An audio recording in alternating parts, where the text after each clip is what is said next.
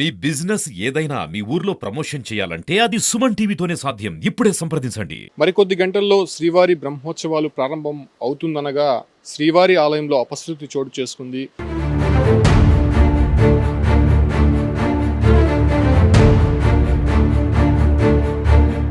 ఏదైతే ధ్వజారోహణంకి ఉపయోగించేటువంటి ధ్వజస్తంభం ఏదైతే ఉంటుందో ఆ ధ్వజస్తంభానికి గరుడు పటాన్ని కడుతూ ఉంటారు. గరుడు పటం కట్టినప్పటి నుంచి కూడా స్వామివారి బ్రహ్మోత్సవాలు ప్రారంభమైనట్టు సూచికగా చెప్తూ ఉంటారు. అయితే ఆ గరుడు పటం కట్టేటువంటి కొక్కి ఏదైతే ఉందో అది ఒక్కసారిగా కూడా కింద పడిపోవడం జరిగింది. అయితే సరిగ్గా 5:45 ఈ ఒక్క గరుడు పటాన్ని ధ్వజస్తంభం పైకి ఎగరవేసేటువంటి కార్యక్రమం చేయబోతున్నారు. అయితే ఆ ఒక్క ప్రక్రియ చేసే ముందుగా అక్కడ ఉన్నటువంటి ఆ ఒక్క కొక్కీని కావచ్చు, లేదంటే మిగతాకు సంబంధించినటువంటి పరికరాలన్నీ కూడా మొదటగా టీటీడీ ఒకసారి పరిశీలించే ప్రయత్నం చేయబోతుంటుంది.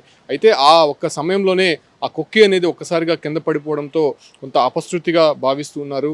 అయితే ఇవాళ సాయంత్రం సరిగ్గా 5:45 నుంచి 6 గంటల లోపల మేనలగ్నంలో ఈ ఒక్క ధ్వజారోహణం కార్యక్రమం వైభవంగా చేయడానికి అటు శాస్త్రోక్తంగా అన్ని ఏర్పాట్లు కూడా పూర్తి చేశారు. మొదటగా గరుడు పటం అనేది శ్రీవారి ఆలయం 4 మాడా వీధుల్లో ఊరేగించిన తర్వాత అటు తర్వాత బ్రహ్మాది దేవతలను ఆహ్వానించి ఆ గరుడ పటాన్ని ధ్వజస్తంభం మీదకి ఎగరవేస్తారు.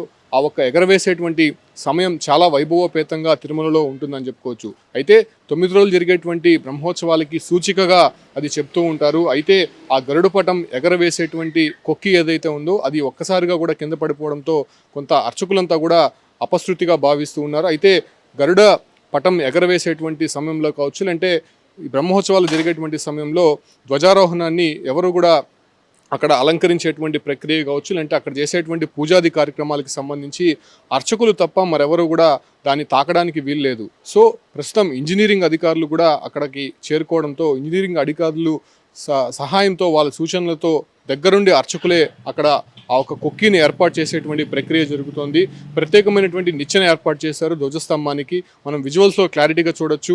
ఆలయం పైన ధ్వజ స్తంభం మనం క్లారిటీగా కనిపిస్తూ ఉంటుంది. ఆ ఒక్క ధ్వజస్తంభానికి చుట్టూరా ఒక కంచెనైతే ఏర్పాటు చేశారు. కంచెని ఏర్పాటు చేసి ఆ ఒక్క ధ్వజ స్తంభంకు ఉన్నటువంటి కొక్కి ఏదైతే ఉందో ఆ కొక్కిని మళ్ళీ తిరిగి అమర్చే ప్రయత్నం అయితే అక్కడ అర్చకులు చేస్తూ ఉన్నారు. ఎందుకంటే ఇంజనీరింగ్ సెక్షన్ సంబంధించినటువంటి ఇతర అధికారులు కావచ్చు ఎవరు కూడా ప్రస్తుతం ధ్వజస్తంభాన్ని తాకకూడదు కాబట్టి ఆ రకమైనటువంటి కైంకర్యాలకు సంబంధించి కావచ్చు, లేదంటే పూజాది కార్యక్రమాలు అర్చకులే చేయాలి కాబట్టి ప్రస్తుతం ఆ కొక్కిని అమర్చించేటువంటి ప్రక్రియ కూడా ఇంజనీరింగ్ సిబ్బంది సూచనలతో అధికారులు అయితే అక్కడ ఉన్నటువంటి పరిస్థితి. ప్రస్తుతం అర్చకులే ఆ ప్రక్రియ అనేది ప్రస్తుతం జరిపిస్తున్నటువంటి పరిస్థితి. అయితే ఒక్కసారిగా కూడా సరిగ్గా ఇంకో 2-3 గంటల్లోనే బ్రహ్మోత్సవాల ఘట్టం ప్రారంభమవుతుందనేటువంటి సమయంలోనే ఇటువంటి అపశృతి శ్రీవారి ఆలయంలో చోటు చేసుకోవడం పట్ల కొంత అక్కడ ఉన్నటువంటి భక్తులు కావచ్చు, లేకపోతే మిగతా వాళ్ళంతా కూడా కొంత అపవిత్రంగా భావిస్తున్నారు. అయితే అర్చకులు మాత్రం ఒకటే చెప్తున్నారు, అది ఎప్పటి నుంచో ఉంది కాబట్టి ఆ కుక్కీకి సంబంధించినటువంటి ప్రక్రియ మరమ్మతులు